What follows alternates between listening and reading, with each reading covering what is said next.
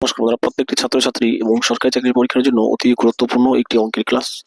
তো দেখুন, আজকের বিষয় লাভ ক্ষতির এই টাইপের প্রশ্ন প্রচুর আসে চাকরির পরীক্ষায় বন্ধুরা, এবং কয়েক সেকেন্ডে কিভাবে মজার ট্রিক্সে এই অঙ্কটি করা যায় সেটাই আমি দেখাচ্ছি।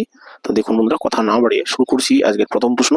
বলেছে, এক ব্যবসায়ী 10 টাকায় 11টি খেলনা ক্রয় করে 11 টাকায় 10টি খেলনা বিক্রি করেন, লাভের হার কত?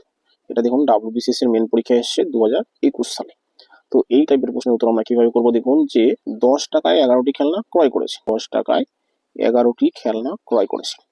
এবার কি করেছেন, 11 টাকায় 10টি খেলনা বিক্রি করেছে। 11 টাকায় কটি খেলনা বিক্রি করেছেন?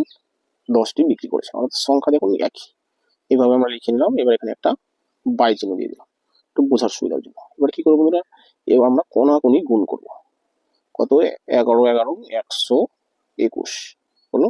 আর এদিকে যদি আমরা কোনাকুনি গুণ করি, 10 10 কত? 10 10 100। অঙ্ক শেষ বন্ধুরা। এই যে 100টা পেলাম, মনে রাখবেন যে এই কোণায় যেটা পেলাম এটা পেলাম কত? ক্রয় মূল্য, অর্থাৎ 100 টাকায় কিনেছে, কিনে কত টাকায় বিক্রি করেছে? 121 টাকায় বিক্রি করেছে।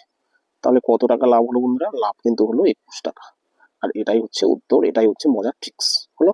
ঠিক একইভাবে দেখুন 2 নম্বর প্রশ্ন, যে ব্যবসায়ী 5 টাকায় 6টি খেলনা ক্রয় করে 6 টাকায় 5টি খেলনা বিক্রি করে, তো লাভের হার কত? তো এটাও যদি আমরা একইভাবে লিখি যে 5 টাকায় কটি খেলনা? 6টি খেলনা ক্রয় করেছে। এবার কি 6 টাকায়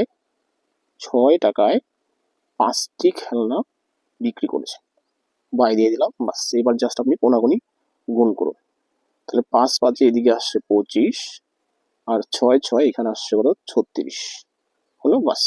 এবার আমরা জাস্ট বিয়োগ করছি। দেখুন যে 25 টাকায় ক্রয় করে বিক্রি করেছেন 36 টাকায়, তাহলে কত লাভ হলো বন্ধুরা? এটাকে আমরা শতকরা বানাবো। তাই শতকরা বানাতে গেলে আমরা একটা কাজ করব, যে দুটো সংখ্যাকেই আমরা 4 দিয়ে গুণ করে দিব, ঠিক আছে?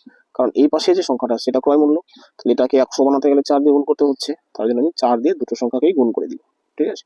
তাহলে 4 25 এখানে আসছে 100, আর এদিকে আসছে 4 36 কত আসছে? 4 4 4 6 24 4, 3 4 12, আর হাতে ছিল 2 14, অর্থাৎ 144 আসছে।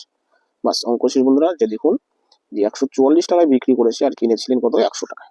তাহলে কত টাকা লাভ হলো? 44 টাকা। অপশন নাম্বার এ, তাই না? তাহলে অপশন এ কিন্তু উত্তর হয়ে যাচ্ছে, ঠিক আছে? তো এই হলো বন্ধুরা আজকের অঙ্ক ক্লাস। আশা করি ক্লাসটি ভালো লেগে থাকবে, আপনি বুঝেও থাকবেন। তো ট্রিক্সটি যদি ভালো লাগে অবশ্যই লাইক কমেন্ট শেয়ার করবেন। নতুন যারা এসেছেন আমার চ্যানেলে অবশ্যই চ্যানেলটি সাবস্ক্রাইব করবেন। রাখছি তাহলে, থ্যাংক ইউ।